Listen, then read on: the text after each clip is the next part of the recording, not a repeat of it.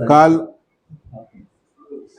राजेश सावंत यांनी एक पत्रकार परिषद घेतली आणि त्या पत्रकार परिषदेमध्ये असं सांगितलं की महायुतीचे सर्व उमेदवार किंवा प्रभाग क्रमांक 4 मध्ये काही ठिकाणी असं पत्रक वाटलेलं आहे की ज्यामध्ये काही फोटो वगळून त्यांनी आपली पत्रकं वाटलेली आहेत विशिष्ट प्रभागामध्ये किंवा विशिष्ट ठिकाणी। तर आमचं पत्रक आम्ही हे आहे, वरती आमचे सर्व वरिष्ठ नेते आहेत, त्या वरिष्ठांच्या फोटोसह आपण पत्रक वाटलेलं आहे।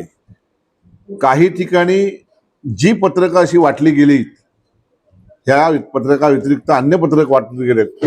मला वाटतं ज्यांनी पत्रकार परिषद घेतली त्यांनीच ती वाटली असावीत। आम्ही काय अशी कुठलीही पत्रकं वाटलेली नाहीत आणि जी ज्यांनी पत्रकं अशी वाटलेत त्यांची आम्ही रीतसर पोलीस तक्रार करणार आणि पोलिसांमध्ये दाद मागणार की आमचं पत्रक हे असंच आहे आणि आम्ही कुठलीही वेगळी पत्रकं वाटलेली नाही। कुठल्याही जाती धर्मामध्ये भेद आम्ही मानत नाही आणि कुठलाही धर्म वेगळा आहे, जात वेगळी आहे म्हणून वेगळं पत्रक वाटण्याची आम्हाला गरज नाही।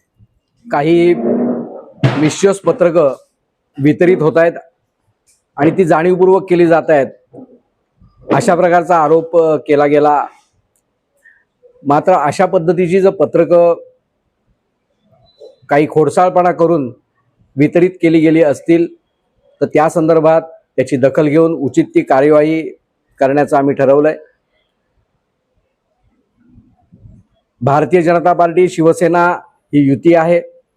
संपूर्ण शहरामध्ये अत्यंत चांगल्या वातावरणात निवडणूक पुढे सरकते, अंतिम टप्प्यात आपण आहोत आणि युतीच्या उमेदवारांना मोठ्या प्रमाणावर प्रतिसाद प्राप्त होतोय।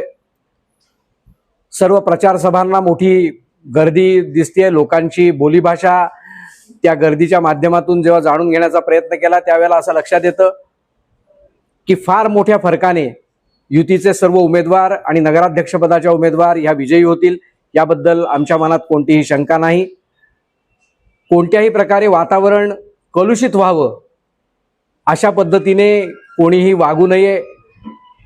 ही निवडणूक ही अंतिम टप्प्यात आहे। अत्यंत शांततामय पद्धतीने ही निवडणूक पुढे सरकते आणि सुसंस्कृत नगरी म्हणून रत्नागिरीचा एक वेगळा ठसा संपूर्ण महाराष्ट्रभर आहे। त्या सुसंस्कृतपणाच्या पार्श्वभूमीवर ही निवडणूक अशाच पद्धतीने पुढे जावी असं आम्हाला वाटतं। भाजप सेना यांची युती एकजिन्सी पद्धतीने काम करते। भारतीय जनता पार्टीची संघटना, युतीची शिवसेनेची संघटना यांचे कार्यकर्ते एकमेकाबरोबर चांगल्या पद्धतीने प्रचार कार्यात गुंतलेले आहेत आणि मला नक्की विश्वास वाटतो की 3 तारखेला लागणारे रिझल्ट हे पूर्णांशाने युतीच्या पारड्यात पडलेले आपल्याला पाहायला मिळतील आणि फार मोठ्या मताधिक्याने उमेदवार विजयी होतील।